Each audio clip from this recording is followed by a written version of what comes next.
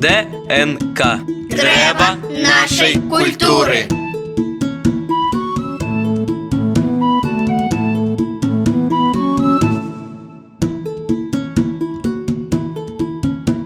Вітаю, сябры! На адной хвалі з вами Ксенія Сітнік. Сённяшні выпуск «Дрэва нашай культуры» прысвечаны святу Троіцы або Сёмусе, а дакладней народным традыцыям. У свет культуры нашых продкаў запрашае Тацяна Івановна Кухаронак, вядучы навуковы супрацоўнік аддзела народазнаўства Цэнтра даследаванняў беларускай культуры, мовы і літаратуры Акадэміі навук.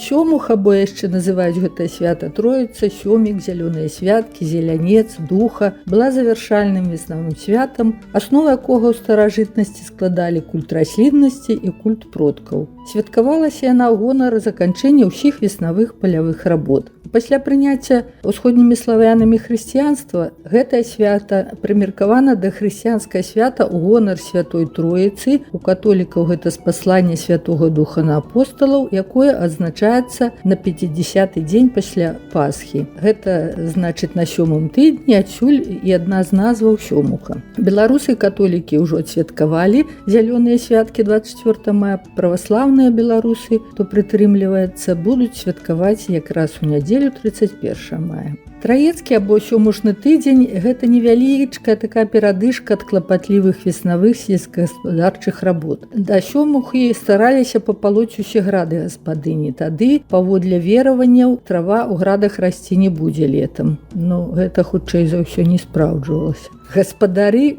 аглядалі свае лугі, назіралі па прыкметах за надвор'ем, прадказвалі яго на будучае і рыхтавалі косы да касьбы ўжо. Наогул, да сёмухі вяскоўцы імкнуліся выканаць асноўныя веснавыя сельскагаспадарчыя работы, бо на працягу ўсіх святочных дзён, а гэта 4 дні было ў мінулым святкавання Троіцы, існавала вельмі строгая забарона на любую працу, асабліва на зямлі.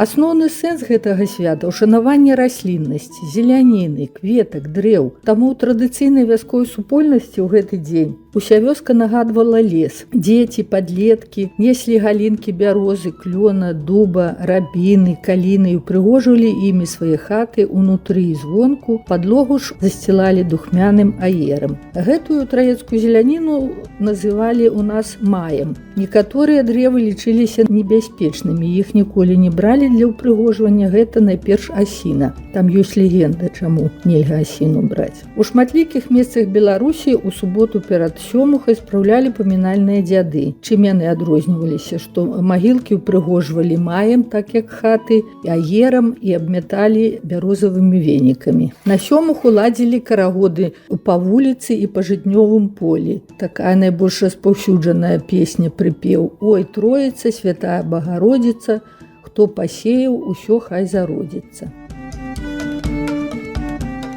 Вялікае значэнне і шырокае распаўсюджанне на Беларусь атрымалі хрэсныя хады на сёмуху па вёсцы, на палі, якія мелі асноўную мэту захавання ад неўражаю, засухі і іншых стыхійных бедстваў. У многіх вёсках праводзіліся кірмашы, на якія ў кожную сям'ю збіраліся блізкія, далёкія сваякі, што ўмацоўвала роднасна-сваяцкія адносіны.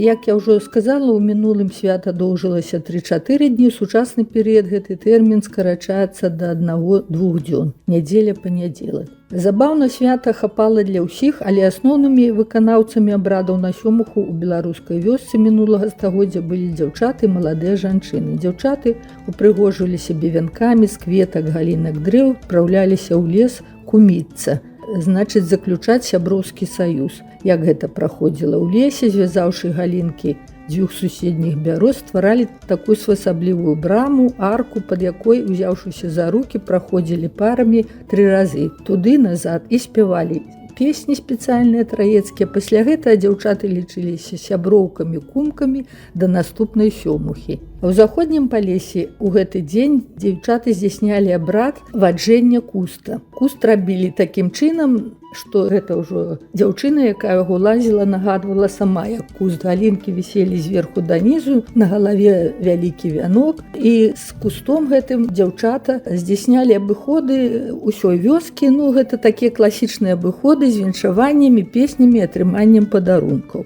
наўзаем. У пастухоў у гэты дзень Былі свае клопаты, каб уратаваць статак кароў ад ваўкоў і паспрыяць яго малочнасці, яны завівалі вянкі з галінак бярозы, таксама это найбольш распаўсюджанае дрэва на гэтае свята, клёна, ліпы, што бліжэй маглі знайсці. Іншай зеляніны надзявалі іх на рогі жывёле, называлася гэта заквечваць кароў. І з гэтымі вянкамі каровы вярталіся ўжо да гаспадынь. У многіх сем'ях гэты вянок засушвалі, вешалі у хлеў, дзе стаяла карова. Своеасаблівы абярег такі лічыўся і быў. Сёмага цёплая ўжо пара года, таму ўвесь святочны дзень вяскоўцы бавілі на свежым паветры, дзеці гушкаліся на арэлях, у многіх месцах толькі на гэта свята першы раз ставілі арэлі. Моладзь ладзіла танцы, сталыя людзі застоллі. Адной з форм правядзення вольнага часу падчас свята былі маёўкі, гэта на свежым паветры абавязкова. Куды моладзь збіралася гэтай вёскі, з іншых вёсак прыходзілі, што давала магчымасці для знаёмства і стварэння ў далейшым сем'яў, выбару сабе пары. Таксама інфарманты расказвалі, што на Сёмуху, калі былі вялікія вёскі, было шмат людзей, то было па 4-6 вяселляў адначасова ў гэты дзень, таму што гэты дзень таксама лічыўся вельмі спрыяльным для заключэння шлюбаў, каб гуляць вяселле і стварыць сям'ю. На Сёмуху, як і на ўсе нашы асноўныя святы, былі абрадавыя стравы. На Сёмуху гэта яечня лічылася абавязкова, трэба было з'есці, або дзе былі рэкі, азёры, лавілі рыбу, варылі юшку з толькі што злоўленай рыбы і гэту спажывалі гэту юшку. Это лічылася таксама своеасаблівай абрадавай стравай. Пасля Тройцы з панядзелка пачынаўся ўжо это са 6 Святого Духа, як я сказала, пачынаўся русальны тыдзень. Перыяд найбольшай актыўнасці русалак, міфалагічныя персанажы, якія паводле веравання, уяўлення нашых продкаў мелі самы розны выгляд, але найчасцей уяўляліся як маладыя прыгожыя дзяўчаты ў вяночках з распушчанымі валасамі, аголеныя або апранутыя ў белае адзенне, зеляніну, што паказваліся людзям у полі, лесе, каля вады. Гэты міфалагічны персанаж лічыўся адным з галоўных вобразаў у народнай педагогіцы беларусаў для дысцыплінавання дзяцей, для іх запалохвання. Там сотні запісана ў нас розных экспедыцыйных расказаў, аповедаў, як дзяцей палохалі русалкай. Не хадзі ў жыта, там цябе зловіць, не падыходзь да калодзежа, там уцягне да рэчкі, калі яшчэ, можа быць, малое дзіця, ці там купацца яшчэ нельга было. Тоже таксама цябе русалка можа туды ўцягнуць. На гэтым русальным тыдні найбольш небяспечнымі днямі і са строгай забаронай на працы лічыліся серада і чацвер. Серада называлася гарадавая або гранавая серада. Што тут галоўна, што, напрыклад, калі якое-то парушэнне ў сям'і,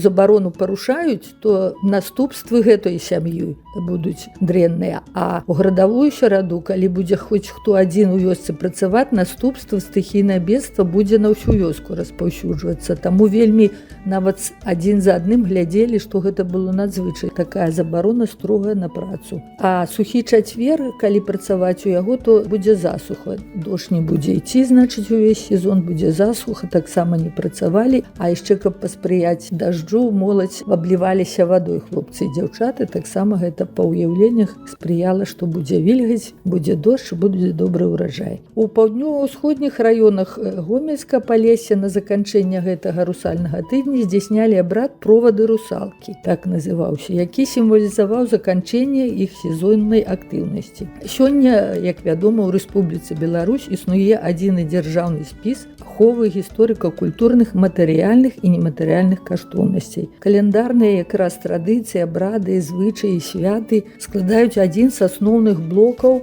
у гэтым спісе. Бліжэй да сённяшняй нашай тэмы можна ўзгадаць абрады такія, як абрад ваджэння кусты на другі дзень Троіцы з аграгарадка Лобчалу Ненецкага раёна Брэскай вобласці. Абрад провады русалкі, пра што я толькі што гаварыла, з вёскі Вялікі Бор Хойніцкага раёна Гомельскай вобласці. І абыдзённы абрад намётка, які праводзіцца на свята спаслання Духа Святога на апостала па календары каталіцкай канфесіі з вёскі Папшыцы Глыбоцкага раёна Віцебскай вобласці. Для рэгіянальнай лакальнай супольнасці людзей, якія там жывуць і лічаць гэты абрад, свою традыцыю, звычай вялікай каштоўнасцю і спадчынай, што перадаецца ад пакалення да пакалення, гэта вось працэдура ўключэння ў спіс з'яўляецца кансалідуючым фактарам і садзейнічае фарміраванню любові да малой радзімы. Тацяна Івановна адзначыла, што асіну нашы продкі не любілі, і вы нават маглі чуць раней чаму. Калі ж не, зараз раскажам. Да прыкладу, лічылася, што Іунта, апостал, які здрадзіў Ісусу Хрысту, павесіўся менавіта на асіне, але ёсць яшчэ адна версія. Яна звязана з цэлым цыклам паданняў пра Багародзіцу, пра які нам раскажа загадчык аддзела фалькларыстыкі Цэнтра даследаванняў беларускай культуры, мовы і літаратуры Акадэміі навук Тацяна Валодзіна.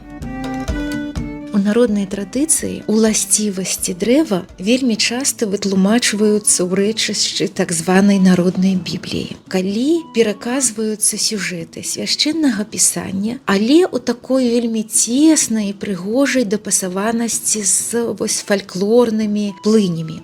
Напрыклад, тая ці іншая ўласцівасць дрэва залежыць ад таго, як гэтае дрэва павяло сябе пры сустрэчы з Божай маці альбо з Хрыстом. І вось ёсць такі вельмі папулярны, вядомы ў шматлікіх сюжэтах матыў, як уцёкі Божай маці з маленькім Хрыстом. Калі яна дачулася пра тое, што цар Ірад будзе забіваць усіх немаўлят, яна з маленькім Хрыстом уцікае. І вось за ёй ззаду бяжыць гэтая пагоня. І Божая маці хаваецца пад розныя дрэўцы. І ў залежнасці ад таго, як вось дрэва паставіцца да Божай маці, яно такое будзе далей. Напрыклад, бегла яна бегла, стаіць асіна. Яна пад гэтую асіну: асінка, асінка, схавай мяне. А асіна кажа: не, я баюся, бяжы далей. Вось Божая маці кажа: ну і будзеш ты баяцца ўсё сваё жыццё. І таму мы нават у самы ціхі такі дзень падойдзем да асіны, а ў яе лісціка будзе трапітацца. А потым падбегла яна да елкі: елачка, мамачка, схавай мяне, ну садзіся каля мяне. І елка абкрыла сваімі вось лапкамі, прабегла пагоня, так ніхто іх і не заўважыў. І з гэтага часу елку мы упрыгожваем на новы год і на вечна зялёнае. Усе дрэвы там вось губляюць свае лісточкі, а елка пакідае. Бяжыць ужо так сысмягла Божая маці з маленькім Хрыстом, а стаіць бярозка: бярозка, дай мне папіць, альбо вось падмацуй мяне. Бярозка кажа: паглядзі, які ў мяне будзе сок смачны. І Божая маці з Хрыстом папілі гэтага соку. І з гэтага часу вось усе радуюцца, і сок надзвычай карысны.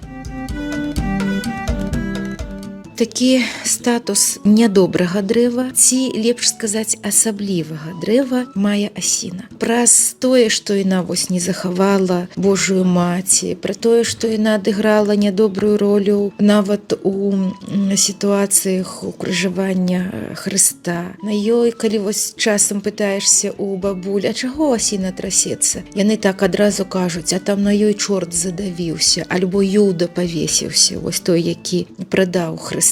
То вось такі вялікі блок сюжэтаў з адмоўнай семантыкай, ён звязаны менавіта з асінай. Разам з тым, ізноў жа ўласцівасці асіны, як дрэва, якое мала гніе, валодае пэўнымі антыбактэрыцыднымі такімі вось уласцівасцямі, то яно скарыстоўваецца ў рытуалах адпужвання нячыстай сілы. І мы добра ведаем, што менавіта асінавы колік убівалі ў магілу ў Пыру, чараўніку, каб яны не выходзілі і не пужалі жывых людзей, што асінавы штырок раілі нават забіць дзесьці ці ў дзверы, ці каля парога, каб не прыйшоў у хату злы чалавек. Асіну актыўна скарыстоўвалі ў народнай медыцыне, бо вось гэтая такая вось магчымасць яе адпужваць бактэрыі, як бы мы сёння сказалі, яна пераносілася на здольнасці вось змагацца з самай рознай нячыстай